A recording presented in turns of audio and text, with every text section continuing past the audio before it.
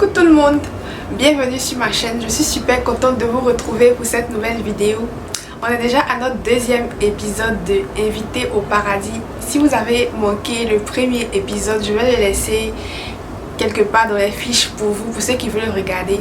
Et qu'est-ce que c'est? En fait, c'est une série de vidéos dans laquelle je voudrais partager la bonne nouvelle à chaque fois que je suis inspirée à le faire.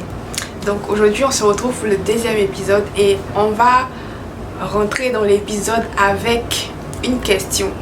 Et la question c'est, d'après toi, ça veut dire quoi aimer la vie? Je te laisse quelques secondes pour y penser. Aimer la vie, c'est être content d'être en vie, quelles que soient les circonstances de sa vie. Les circonstances de sa vie, ça peut être n'importe quoi, ça peut être ton statut social. Aimer la vie est différent de aimer sa vie. Les circonstances de la vie sont assez, on va dire, instables. Ça change. Aujourd'hui, ça peut être quelque chose et puis demain, c'est autre chose. Tu peux avoir beaucoup de biens matériels et puis demain, tu n'as plus ces biens matériels là. Tu peux être heureux d'être en vie parce que tu as beaucoup de frères et sœurs, tu as une famille nombreuse et puis du jour au lendemain, tous ceux-là, ils ne sont plus là et puis tu vas te sentir comme si tu es seul au monde. Tu vas te sentir comme si, voilà, tu peux même perdre goût à la vie à cause de ça en fait, perdre ta joie de vivre. Et du coup, aimer sa vie, c'est assez instable et c'est d'ailleurs quelque chose que Jésus-Christ nous défend de faire. Dans Luc chapitre 14 verset 26, Jésus parle et il dit: si quelqu'un vient à moi et s'il ne hait pas son père, sa mère, sa femme, ses enfants, ses frères et ses sœurs et même sa propre vie, il ne peut être mon disciple.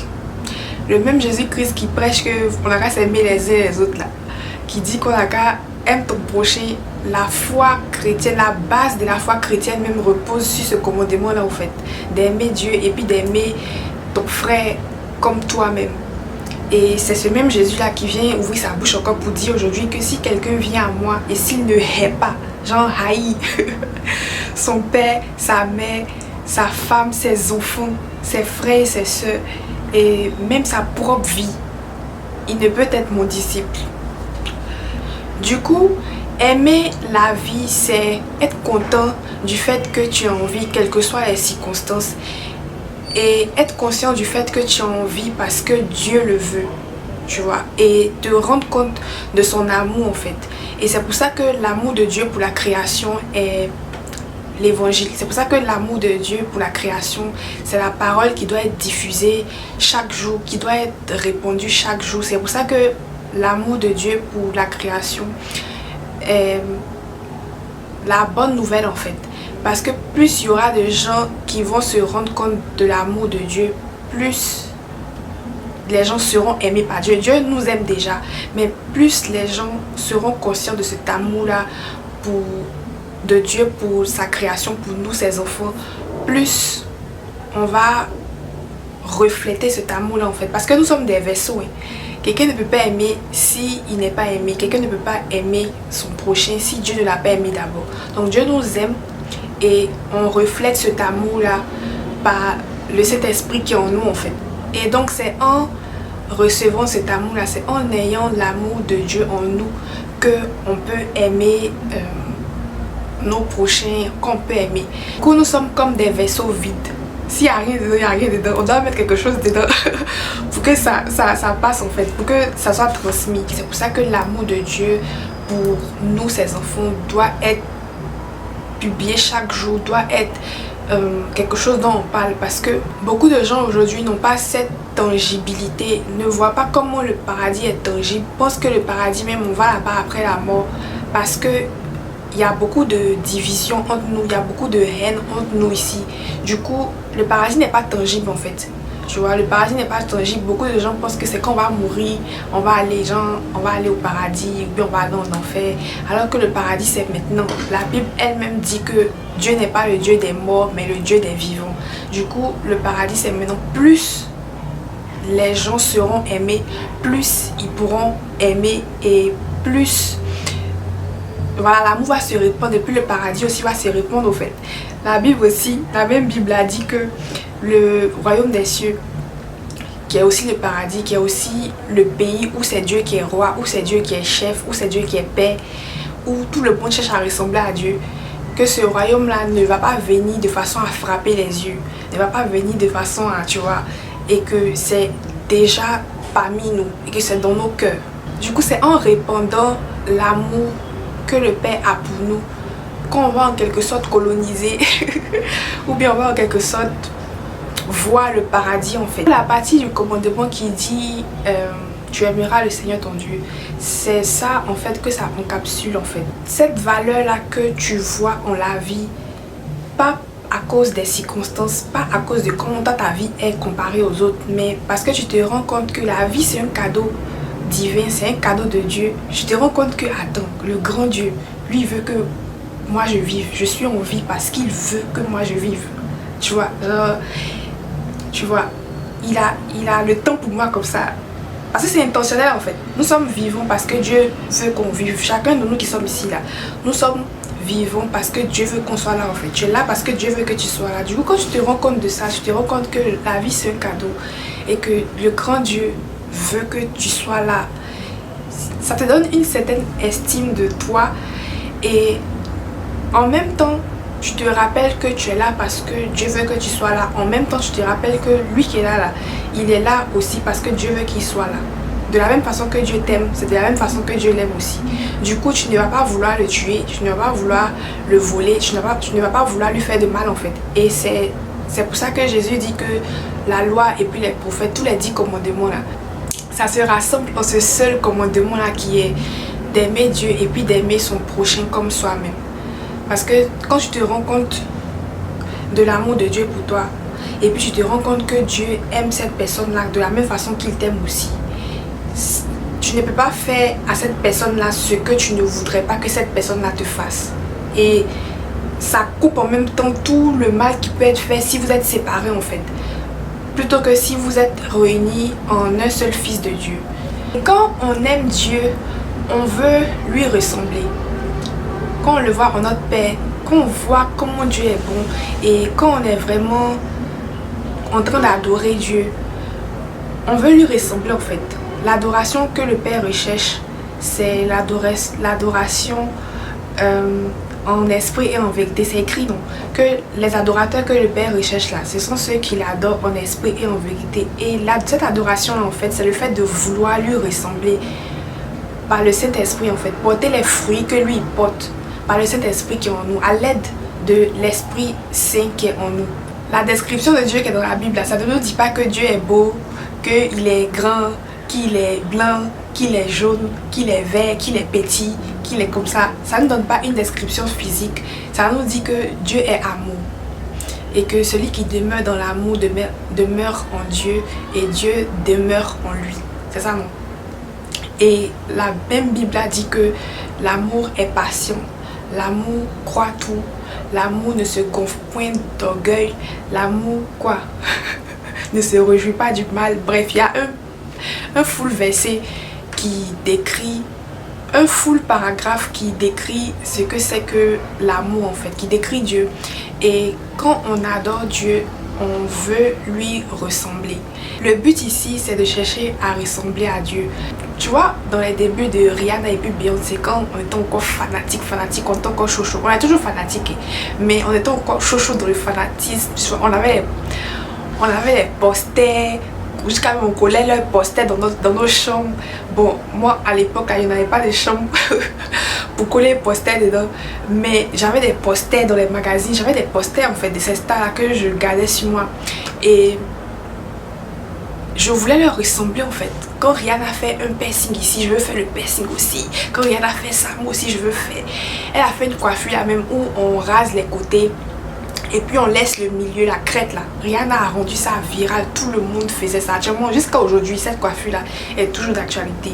La coiffure où on rase les côtés et puis on laisse le milieu là. Et tu vois, du coup c'est ça en fait. On l'aime tellement on aime tellement ce qu'elle fait, on aime tellement Rihanna qu'on veut lui ressembler en fait, tu vois. Et c'est la même chose avec, c'est un peu la même chose avec l'adoration de Dieu, on voit son fruit et on cherche à lui ressembler, on cherche à porter le fruit que lui porte aussi, c'est-à-dire aimer et puis tout ce que ça englobe, pardonner, tout ça. Souvent il y a les gens qui me regardent et puis on dit « Hey ma petite, tu es mignonne !» Mais est-ce que tu as déjà vu mes parents? Toutes mes copines qui voient mon papa sont en mode « Tiens, ton papa est mignonne !» Tu vois, et tous mes amis qui voient ma maman sont en mode « Ta maman est mignonne, ta maman est jolie !» Tu vois, du coup on dit que moi je suis belle, mais mes parents sont encore plus beaux en fait. Même dans les familles, mes tantes, mes oncles, tout le monde est beau là-bas, tu vois. Et on appelle ça la ressemblance. Et c'est la même chose aussi avec le Père en fait. C'est une ressemblance dans le fruit qu'il porte en fait. Ce que Dieu fait là, toi aussi tu as envie de faire ça à cause de l'Esprit Saint qu'il a mis en toi en fait. L'Esprit Saint qui fait que tu le vois en ton papa. L'Esprit Saint qui crée ce lien père-enfant, tout ça là. Te donne envie de ressembler à Dieu. Et c'est comme ça que tu retrouves cette envie-là de pardonner, de faire certaines choses qu'on fait. Et puis les gens qui ne cherchent pas à ressembler à Dieu, les gens qui ne vivent pas pour Dieu, ou bien les gens qui ne vivent pas pour Christ, ou bien quoi, te voient et puis te disent que tu es bête ou bien tu es faible, tu vois. Nous les enfants de Dieu, nous les enfants du royaume et nous qui sommes dans le paradis, nous sommes comme des projecteurs du paradis. Il y a une partie de la Bible même où Jésus dit à ses disciples, je crois, ou bien je sais pas, il dit à qui, que si c'était à ses disciples, il dit vous êtes le sel de la terre, une cité bâtie sur la montagne ne peut être cachée. Quand on allume la lumière, on ne met pas ça. Quand on allume une bougie, on ne la met pas en bas de la table, mais on la met en haut, dans le plus haut point de la maison, pour que tous ceux qui rentrent dans la maison là, soient éclairés. Si tu veux, tu fais l'expérience tout de suite. Tu éteins toutes les lumières chez toi, tu prends une bougie, tu allumes, et puis tu mets ça en bas de la table. Et puis tu prends la même bougie, tu mets ça dans le plus haut point de la maison, peut-être en haut du frigo ou bien quoi. Et puis tu vas voir la différence de lumière en fait. Quand ça y est en haut là, ça éclaire toute la maison. Quand ça y est en bas, la lumière est cachée. Du coup, ça n'éclaire pas une grande surface. Et cette comparaison-là, il a fait ça pour dire que quand tu es dans le royaume, quand tu es dans le paradis, tes actions sont censées refléter le paradis en fait, tu vois. Et c'est pas quelque chose que tu forces pour faire. C'est quelque chose que l'Esprit Saint fait à travers toi en fait. Puisque ce n'est plus ta vie, ce n'est plus toi qui vis, c'est Jésus qui vit en toi. Ou bien tu vis en Jésus, bref. C'est ça en fait, tu as cette tendance là à vouloir te comporter comme là où tu es quitté. Et c'est pour ça que Jésus nous dit que si quelqu'un vient à moi et qu'il ne hait pas même sa propre vie, il ne peut être mon disciple. Tu peux être dans une situation où quelqu'un te gifle. On va prendre une offense simple. Il te gifle et puis là tout de suite là, ta réaction ça serait de vouloir le gifler aussi parce que tu es qui pour me gifler, nous donne à deux mains. On peut s'applaudir les joues ici et puis on va voir si gifler assez chic, tu vois. Tu peux pas venir me gifler, j'ai ma dignité, j'ai mon ego, bref. Toutes les raisons pour lesquelles on rend le mal à ceux qui nous font du mal là. C'est normal en fait, c'est ça qu'elle est normale. Mais quand tu veux refléter le royaume, quand tu veux ressembler au Père, quand tu veux faire ce que le Père fait, quand tu veux porter les fruits que le Père te fait porter, tu auras tendance à ne pas te comporter comme ça en fait. Lui qui t'a giflé, tu auras tendance à lui pardonner. Parce qu'en fait, pour celui qui est du paradis, toutes les offenses sont une occasion pour lui de porter un fruit, de porter le fruit du pardon par exemple. Une offense, c'est une occasion pour toi de porter ton fruit du pardon, d'exercer le pardon. Et ce n'est pas pour montrer au monde ou bien à la personne qui est en face de toi que moi je suis trop bon, moi je suis mieux que toi, moi je suis le saint, je pardonne, toi tu es le diable. C'est pas ça en fait, c'est que tu es utilisé pour montrer quelque chose en fait.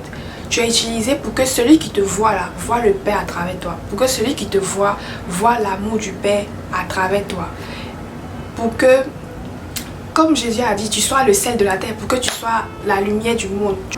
Pour que tu fasses bien ton travail d'ambassadeur. Parce qu'en fait c'est ça. Un ambassadeur il représente, non il représente, c'est qui il représente là. Là où il s'en va, il se comporte de sorte à ce qu'on voit ce qu'il est venu représenter. Du coup, tu ne fais pas ça, tes actes de pardon, de charité, tout ça là.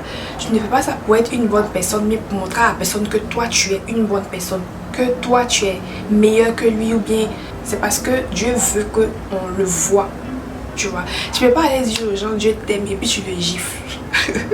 Tu peux pas aller dire aux gens que Dieu t'aime et puis tu fais des trucs qu'on fait pas à quelqu'un qu'on aime en fait. Tu vois, quand tu dis à quelqu'un que Dieu t'aime là, ça doit être suivi par des actions qui montrent que Dieu l'aime. Par exemple, quelqu'un te fait du mal, tu lui pardonnes et puis la personne te dit que ah, tu m'as pardonné facilement, hein. Tu vois, tu ne prends pas le crédit pour dire ah oui, hein. Tu lui dis que oui, c'est le Père qui t'a pardonné, donc moi aussi je te pardonne. Tu vois, c'est immédiat en fait.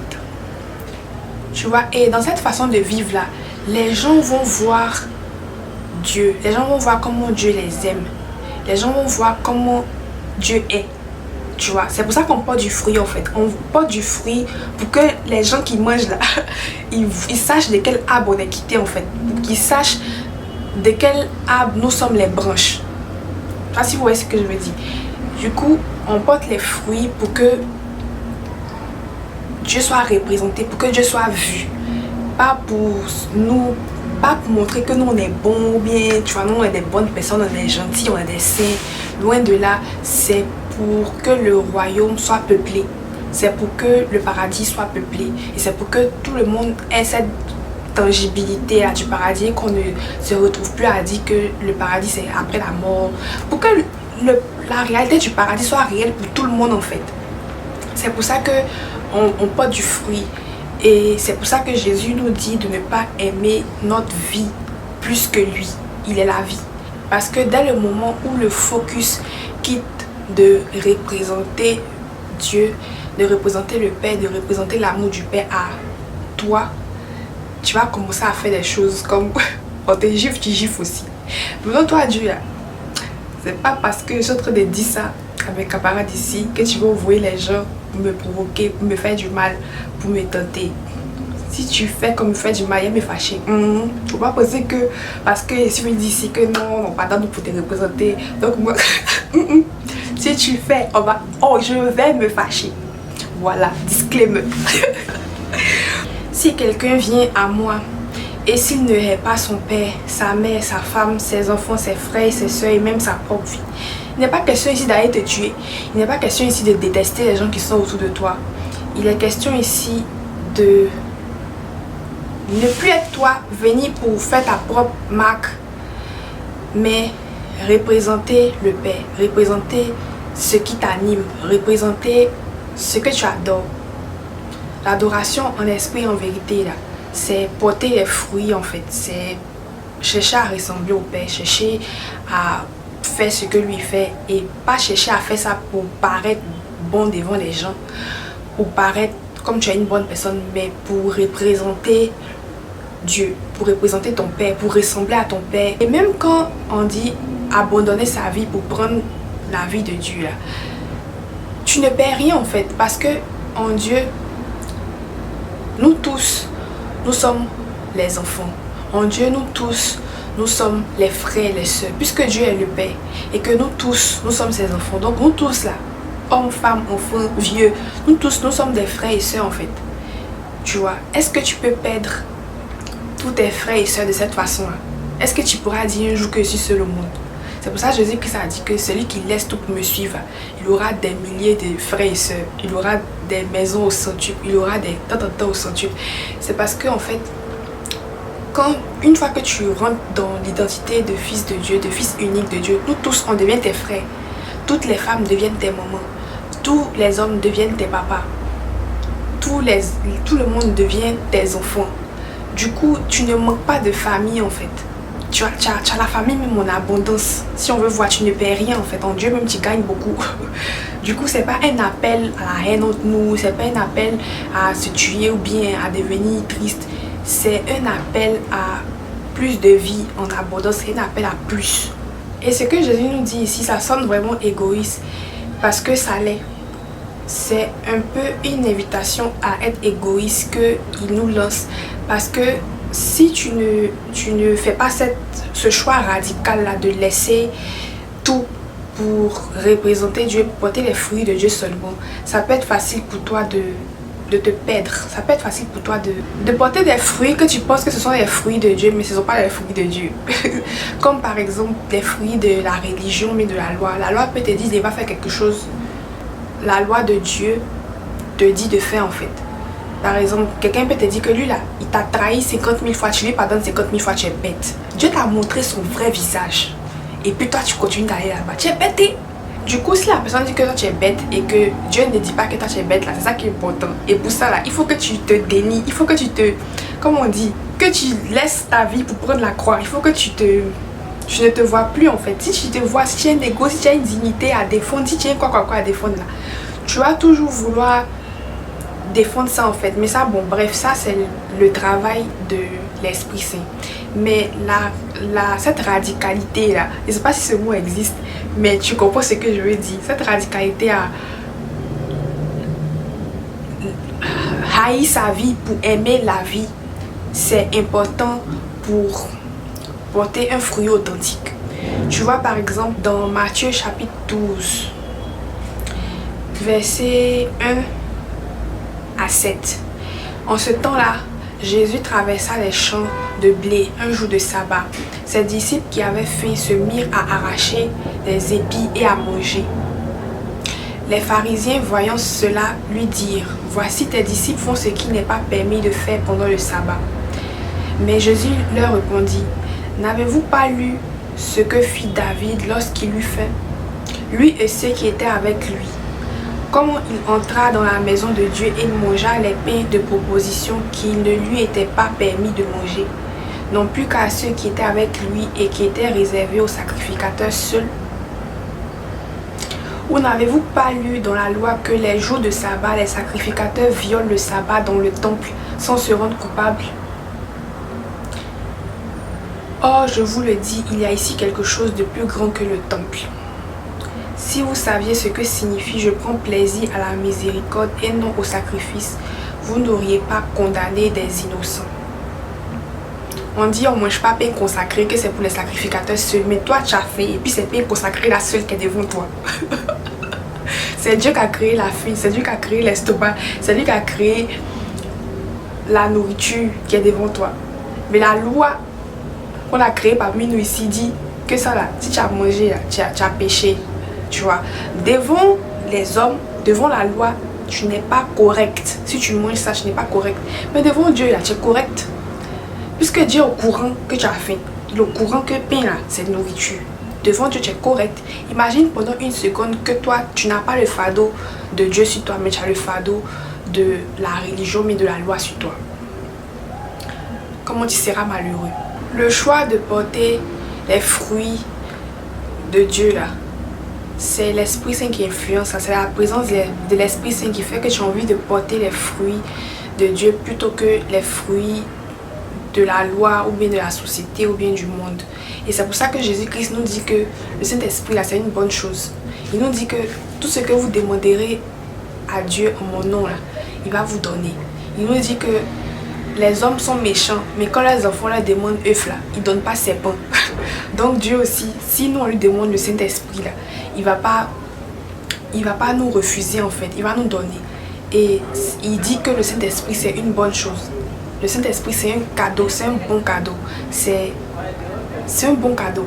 Du coup c'est cet Esprit Saint en nous là qui nous influence à vouloir porter les fruits de Dieu ou bien les fruits du monde en fait. Quelqu'un arrive chez toi, tu es docteur et on dit que si la personne ne paye pas là, tu ne dois pas le soigner. La personne arrive chez toi, la personne n'a pas d'argent, la personne souffre, la personne est malade. Tu as la cure et puis tu ne le soignes pas parce qu'il n'a pas l'argent pour payer. La loi dit on ne mange pas pain consacré, mais tu as faim. Je ne sais pas si vous voyez. La loi dit certaines choses que si tu suis là, ce ne sont pas les fruits de l'esprit que tu es en train de porter. Et pour pouvoir porter les fruits de l'esprit, tu dois faire un choix radical. Et c'est ce choix-là que Jésus nous demande de faire quand il nous dit si quelqu'un vient à moi qui n'est pas son père, sa mère, jusqu'à sa propre vie, ne peut être mon disciple. C'est-à-dire que pour être disciple de Jésus, il ne faut pas chercher à cocher les cases de la religion, de la société, ou bien de toi-même ton ego, ou bien de toi-même ta dignité. Il faut chercher à ressembler à Jésus. Il faut chercher à ressembler à Dieu. Même si ça veut dire que tu dois faire des choses qui sont contraires à la loi, comme guérir un malade le jour du sabbat, ou bien guérir un malade qui ne remplit pas les conditions qu'il doit remplir pour être guéri, alors qu'il est malade et que toi, ta mission c'est de soigner. Parce qu'il n'a pas l'argent et puis tu l'as soigné là. Il va voir que c'est Dieu qui l'a soigné à travers toi. Il va voir que Dieu l'aime. Ça peut être une occasion pour toi aussi de porter le fruit du royaume. Galates chapitre 1 verset 10. Et maintenant, est-ce la faveur des hommes que je désire ou celle de Dieu? Est-ce que je cherche à plaire aux hommes? Si je plaisais encore aux hommes, je ne serais pas serviteur de Christ. Mais selon 1 Thessaloniciens chapitre 2 verset 4. Mais selon que Dieu nous a jugés dignes de nous confier l'évangile, ainsi nous parlons, non comme pour plaire à des hommes, mais pour plaire à Dieu qui sonde les cœurs. 1 Timothée chapitre 5 verset 21 qui dit encore: je te conjure devant Dieu, devant Jésus-Christ et devant les anges élus, d'observer ces choses sans prévention et de ne rien faire par faveur. Quand tu entends un truc du genre, si on te gifle, tu ne dois pas gifler en retour parce que toi tu es là pour représenter le royaume, et que si tu gifles en retour, Dieu vous voit vous deux comme des gifleurs. Si quelqu'un te gifle et que tu les gifles en retour là, vous deux vous avez giflé aux yeux de Dieu. Parce qu'aux yeux de Dieu, nous tous on forme un fils unique, nous tous on forme un homme. Du coup, si quelqu'un te gifle et que tu le gifles, ça fait deux giflés.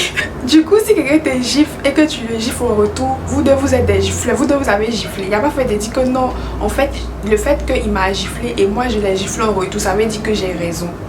Quand la loi ou bien la religion ou bien la méchanceté te conseille de faire quelque chose, tu vas te rappeler que Jésus est venu pour ouvrir les cellules des prisons, pour libérer les captifs.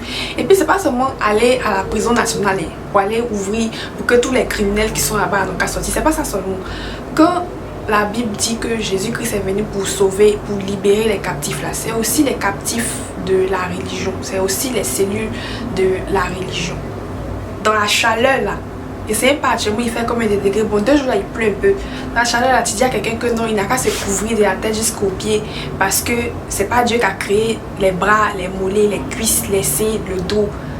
Ou bien il faut pas que quelqu'un va manger pain consacré même s'il a faim, parce que ce sont les sacrificateurs seulement qui doivent manger ça. Ou bien si ton ami te gifle, faut le gifler aussi. Ou bien si quelqu'un n'a pas l'argent pour payer, que tu peux le soigner, faut pas le soigner. Jésus est radical sur le fait de ne pas aimer sa vie plus que la vie, ou bien de ne pas aimer sa vie plus que lui, parce que ceux qui représentent d'autres choses là, eux ils prennent ça au sérieux, eux ils prennent leur représentation au sérieux, ils s'amusent pas. Donc de la même façon, ceux qui représentent le royaume aussi, ils ne doivent pas s'amuser, ils ne doivent pas prendre ça à la légère. Dans Luc chapitre 16 par exemple, Jésus dit à ses disciples: un homme riche avait un économe qui lui fut dénoncé comme dissipant ses biens. Il l'appela et il lui dit: qu'est-ce que j'entends dire de toi? Toi tu voles mon argent. Rends compte de ton administration, car tu ne pourras plus administrer mes biens. En gros, je te renvoie, tu n'es plus mon économe. Et l'économe s'est assis, il a fait un examen de conscience. Bon, je ne vais plus paraphraser, mais lis ça. L'économe dit en lui-même: l'économe dit en lui-même, que ferais-je puisque mon maître m'ôte l'administration de ses biens? Travailler à la terre? Je peux pas. Mendier? Non, ça fait trop honte. Et ça, c'est ce que je vais faire. Pour qu'il y ait des gens qui me reçoivent dans leur maison quand je serai renvoyée de mon emploi, quand je serai destituée de mon emploi. Et faisant venir chacun des débiteurs de son maître. Les débiteurs de son maître, là, ce sont les gens qui doivent à ton maître. Et il dit au premier: combien dois-tu à mon maître? Il répond: 100 mesures d'huile. Et l'économe infidèle qu'on est en train de renvoyer là, il lui dit, prends ton billet, assieds-toi vite et écris 50. Ça veut dire que je t'arrange. Tu vois, non? Tu donnes truc, comment ça? Tu es mon ami à partir d'aujourd'hui, tu as vu, non? Il a diminué. Il dit ensuite à un autre des débiteurs de son patron, et toi, combien dois-tu? Il a répondu 100 mesures de blé. Et il lui dit, prends ton billet et écris 80. Tu vois? Encore, il a arrangé, il a diminué sa dette.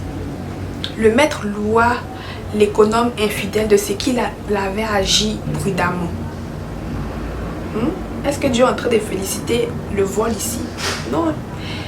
Car les enfants de ce siècle sont plus prudents à l'égard de leurs semblables que ne le sont les enfants de lumière.